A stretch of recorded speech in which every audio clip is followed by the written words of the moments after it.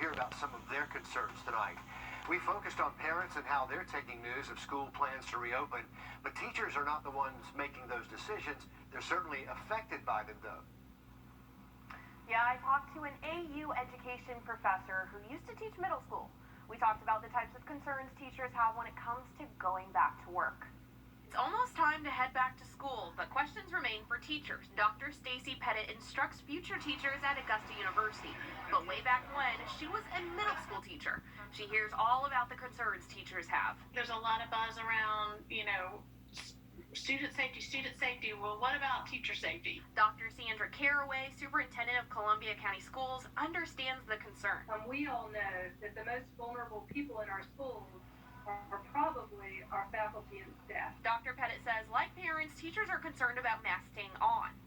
How in the world am I going to socially distance my classroom? That's what I hear the teachers saying. Columbia County school leaders hear that too and will be presenting their plans on Tuesday. Probably the greatest discussion among our faculty would be being able to social distance and then wearing face coverings. And teachers good with a computer get priority to teach online. It needs to be people who have strength and have the passion and the knowledge and to be able to do that. Both of them agree one thing's for sure. We're just going to have to be super flexible, who knows what's going to happen. And if we all work together and we're flexible and understanding and considerate of others, if we do all of those things, we'll be more successful. We reached out to Richmond, Aiken, and Columbia counties today. Aiken County did not get back to us, but the information we have for you here is from their meeting on Tuesday. In all the districts, teachers can put in a request to teach online. They also said that custodians will be in charge of the primary cleaning.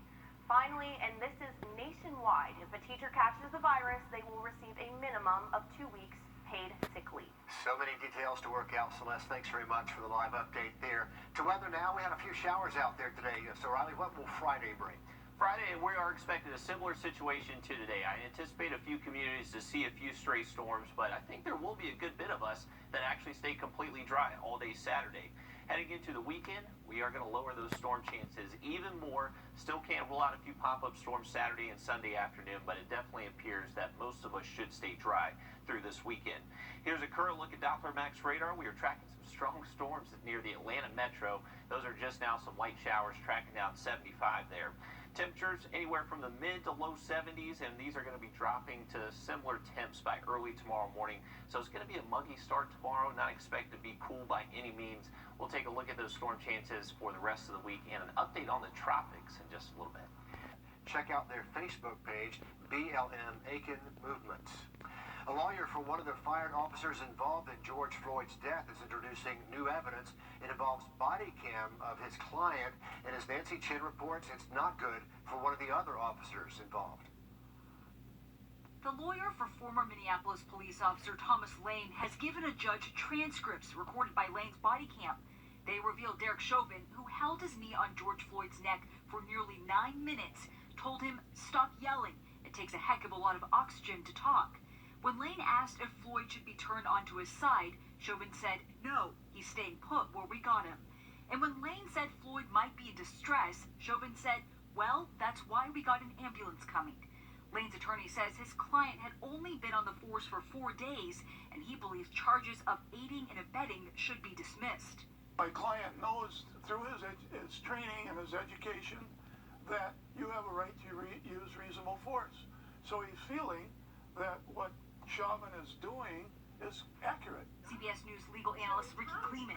I think this is a smart move on the part of Thomas Lane's lawyers to say, look, Thomas Lane's a rookie. Thomas Lane was trying to do the right thing from the very beginning. And if Derek Chauvin had not shown up and had not been the senior officer, George Floyd would still be alive. Kleeman believes the tape is terribly damaging for Chauvin's defense. It shows that Derek Chauvin was determined, as by the way, the lead officer, the senior officer, the training officer, he was determined, no matter what else was happening, that he was going to keep George Floyd on the ground with his knee on George Floyd's neck. Prosecutors have until August 10th to respond to the new evidence. And the Attorney General's office says they will oppose any motion to dismiss, but as you heard, it's a developing story, and prosecutors do have time to respond to this new evidence. Taking a look now at it typically takes about 6 to 7, but the doctors say it took longer because of some severe lung damage. They say the patient is off the ventilator now, and they're optimistic he will make a full recovery. ICE planning to send thousands of international students back home to if their schools only offer online classes in the fall. A federal hearing this morning asking for a temporary restraining order to keep students from being deported was put off until tomorrow. But more and more colleges are joining the legal effort pushing back. Harvard and MIT taking legal action in Boston to fight the order. Northeastern and Georgetown also included in that. And the presidents of Cornell and Princeton are also supporting the legal action fighting the order. Authorities continue searching for the body of one-time Glee star Naya Rivera. The 33-year-old actress went missing during a boat ride with her young son at a California lake. Police say she's drowned. Dania Backus has the latest.